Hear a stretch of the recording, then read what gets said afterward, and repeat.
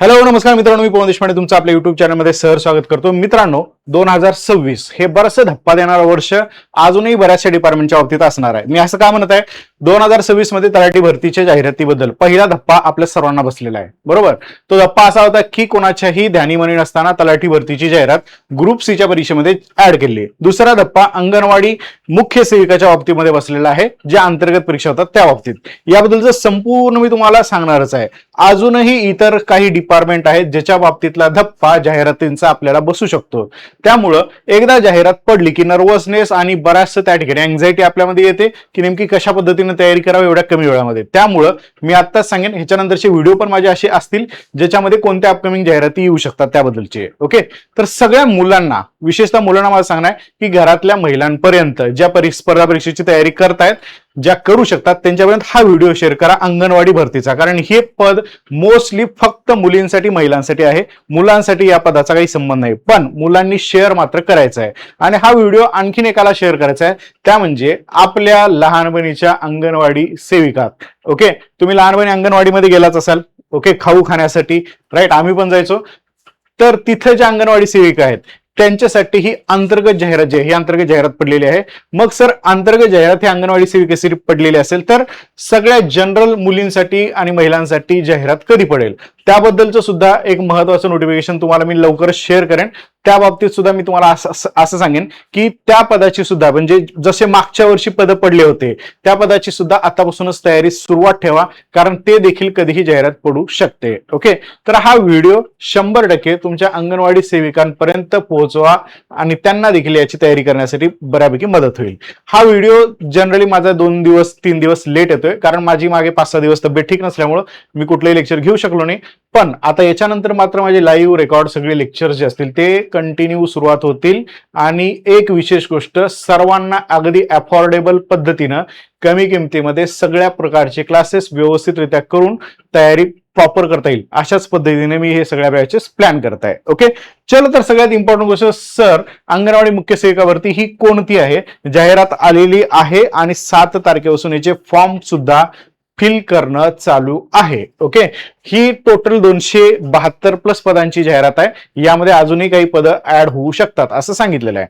मग सर, ही नेमकी जाहिरात काय? तर ही जाहिरात ऑलरेडी आली होती, पण यावरती थोडंसं एक गोष्ट अटकली होती, ती गोष्ट मी पहिल्यांदा सांगतो. ओके, तर हे एकात्मिक जे ICDS म्हणतात त्याचं लॉंग फॉर्म आपल्याला दिसतं, एकात्मिक बाल विकास सेवा योजना आयुक्तालय महाराष्ट्र शासन या अंतर्गत अंगणवाडी सेविका मुख्य सेविका पदोन्नती भरती अद्ययावतबद्दलची माहिती. आणि यामध्ये उच्च न्यायालयात एक रिट पिटिशन आणि सुधारित शासन निर्णय जो आला होता तोच निर्णय या ठिकाणी आपल्याला इथं पाहायला मिळतोय. त्यानुसार आपलं 7 ऑगस्ट पासून फॉर्म भरायला सुरुवात झाली आहे. ओके, मग सर नेमकं निर्णय काय? सगळ्यांना माहित आहे निर्णय.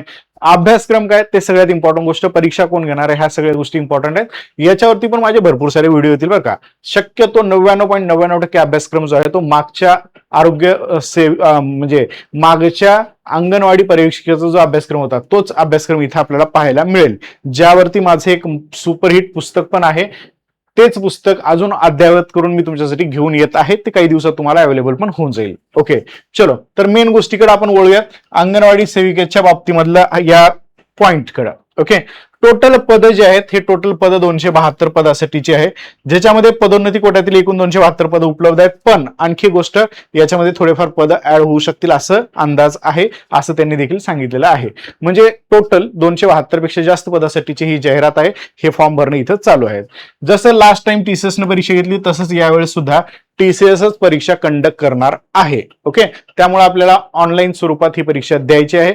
कशा पद्धतीनं आपल्याला अभ्यास करावा लागेल, कशा पद्धतीने ह्याचे टेक्निकल विषय व्यवस्थित करावे लागतील, सोबतच जे नॉन टेक्निकल विषय ज्याच्यामध्ये मॅथ रिझनिंग असेल आणि इतर GS चे विषय असतील, हे कशा पद्धतीने चांगले करावे लागतील यावरती सविस्तर माझे व्हिडिओ तुम्हाला प्राप्त होतील, वेळोवेळी येतील. त्यामुळे हे चॅनल जे आहे हे चॅनल पहिले सबस्क्राईब करा. ज्या विद्यार्थ्यांना, ज्या मुलींना संपूर्ण अंगणवाडी सेविकेची तयारी करायची, सबस्क्राईब करून ठेवा. लवकरच माझी बॅच जी आहे ती बॅच याच्यावरची लॉन्च होईल आणि अगदी अफोर्डेबल प्राइस मध्ये, ज्याच्यामध्ये तुम्हाला त्रास होणार नाही फीस भरताना. ओके, याची जी फॉर्म भरण्याची सुरुवात आहे हे तुम्ही सगळ्यांना माहिती आहे. मी खूप लेट सांगतोय तुम्हाला 2 दिवस, पण चलो, माझं थोडंसं बॅकलॉग होता, तो आता बॅकलॉग मी कव्हर करत तुम्हाला रेग्युलर लेक्चर मध्ये दिसून येईनच. ओके, 7 ते 21 ऑगस्ट ही फॉर्म भरण्याचा कालावधी आहे. मग सर आता याच्यात नेमकं कोण फॉर्म भरू शकतं, तर जसं न्यायालयाचा निर्णय आलेला आहे त्यानुसार 50 वर्षापर्यंत तुम्हाला याचा फॉर्म भरता येणार आहे अंगणवाडी सेविकांना. ओके, म्हणजे अंगणवाडी सेविकेपासून तुम्हाला अंगणवाडी परीक्षेपर्यंत तुम्हाला इथे जाण्यासाठी ही परीक्षा असणार आहे. मग भरपूर साऱ्या अंगणवाडी सेविका आहात तुम्ही, सगळ्या एकमेकांना नक्की शेअर करा म्हणजे त्यांच्यापर्यंत पण ही माहिती पोहोचेलच आपली.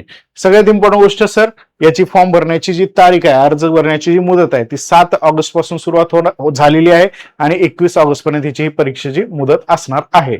ओके, आफ्टर इट आता एक गोष्ट याच्यातले सगळ्या गोष्टी लक्षात ठेवा की बाबा कोणत्या कोणत्या ह्यांना फॉर्म भरता येतात. तर 45 वर्षाची जुनी अट रद्द झाली आणि 50 वर्षापर्यंतची अट जी आहे म्हणजे 50 वर्षापर्यंतच्या या ठिकाणी अंगणवाडी सेविका इथं फॉर्म भरू शकतात.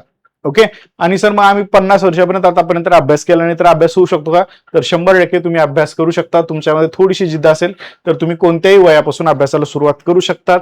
बरेचसे एक्स आर्मी मॅन आहेत ज्यांनी 45+ वयानंतर सुद्धा अभ्यास करून तलाठी भरतीसारख्या पोस्ट जिथं कॉम्पिटिशन असते त्या पोस्ट काढलेले माझे विद्यार्थी आहेत. 45+ म्हणजे जे अभ्यासापासून पूर्णतः तुटले होते, 12वी नंतर जॉईनिंग झाली आणि अभ्यासापासून तुटले, त्यांनी देखील 45व्या वर्षानंतर सुद्धा चांगल्या पद्धतीने जोमाना अभ्यास करून भरपूर साऱ्या पोस्ट काढल्या आहेत. एकच पोस्ट नाही, 4-4, 5-5 पोस्ट काढलेले सुद्धा एक्स आर्मी आहेत.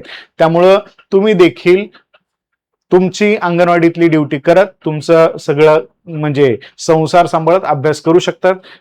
म्हणजे वय जास्त झाले म्हणून तुम्हाला सोडायचं नाही याच्यामध्ये. हा पहिला पॉईंट. जन्मतारखेची अट पण पाहू शकता तुम्ही 1 जानेवारी 1975च्या नंतरचा असावा. नवीन वयोमर्यादा ही आपल्याला दिसते ते म्हणजे 50 वर्षापर्यंतची आपल्याला पाहायला मिळते. ओके, आता एक एक गोष्ट याच्यामध्ये सांगेल मी तुम्हाला की बाबा इलिजिबल कोण आहे, तर ज्याची 10 वर्ष खंड न पडता सर्व्हिस झाली आहे ते सगळे इलिजिबल आहेत अंगणवाडी सेविका. 10 वर्षाची सर्व्हिस तुमची जर अंगणवाडीमध्ये झाली असेल तर.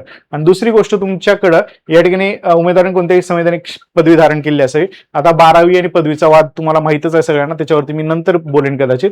ओके, त्यावरती आपण नेक्स्ट बोलूयात 12वीच्या बाबतीमध्ये आणि पदवीच्या बाबतीमध्ये. ओके, हा पॉईंट थोडासा मी इथं शिल्लक ठेवत आहे बोलायचा. ओके, चलो आता हे ह्या गोष्टी तर तुमच्यासाठी काही इम्पॉर्टंट नाही आहेत. सर एमएसआयटी नाही झालं काही फरक पडत नाही. मी स्वतः जेव्हा तलाठी झालो होतो तेव्हा सुद्धा माझ्याकडे एमएसआयटी नव्हतं. शासकीय सर्व्हिसमध्ये एमएसआयटी तुम्ही सर्व्हिसमध्ये लागल्यानंतर 2 वर्षाच्या आतमध्ये तुम्हाला एमएसआयटी सर्टिफिकेट दाखल करता येतं. हा पॉईंट लक्षात ठेवा. आणि हिंदी भाषेचं एक उत्तीर्ण होणं तुमच्यासाठी आवश्यक आहे.